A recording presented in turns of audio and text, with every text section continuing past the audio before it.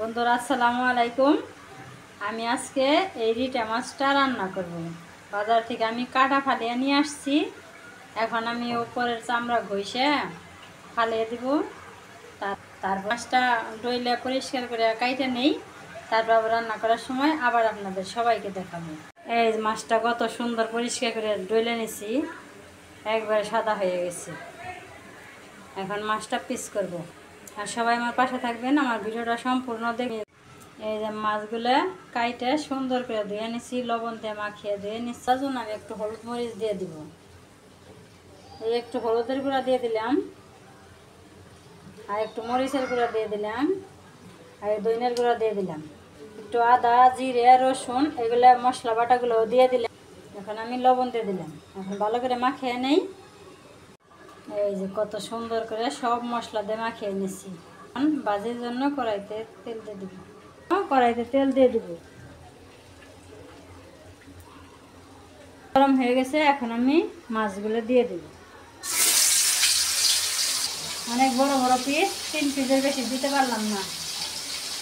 এই যে মাছ ভাজাটা হয়ে গেছে, এখন আমি নামিয়ে নেব। রিটা মাছটা রান্না করার আগে যেরকম থাকে, কিন্তু রান্না করলে আরও শক্ত হয়। আর সামুদ্রিক মাছ, এই মাছটা অনেক প্রচুর পরিমাণে ভিটামিন আছে। এই মাছটা সুন্দর করে ভেজে নিচ্ছি। মশলা দিয়ে সুন্দর করে ভুনা করব। এর মধ্যে আমি আর সবজি দেবো না, খালি মাছ ভুনা করব। মাছ ভাজা হয়ে গেছে, এখন আমি রান্নার জন্য আরেকটু তেল দিয়ে দেব। এখন তরকারি রান্নার জন্য পেঁয়াজ আর কাঁচামরিচ দিয়ে দেব।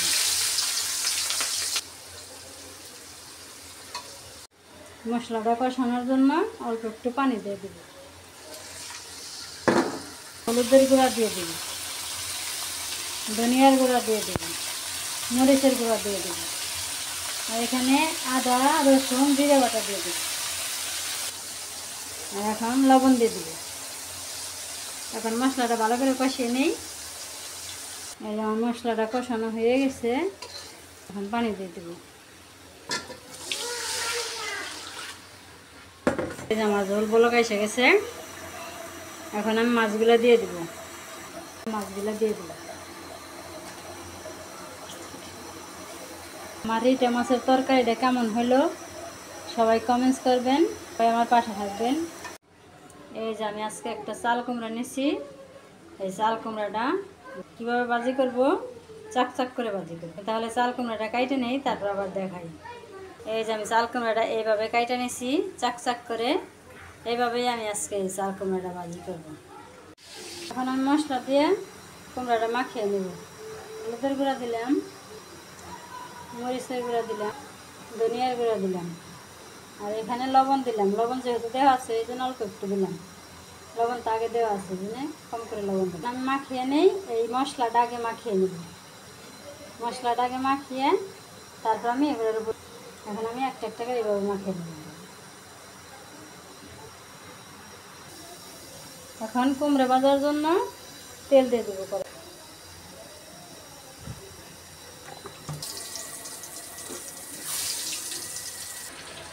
আমি সব কুমড়োগুলো দিয়ে দিছি।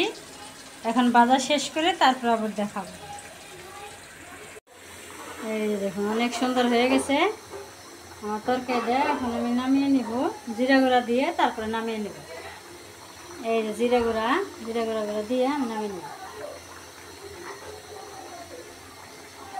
আমার তরকারিটা কেমন হলো সবাই কমেন্টস করবেন, আর এইভাবে আপনারা রান্না করে খেয়ে দেখবেন, অনেক মজা লাগবে।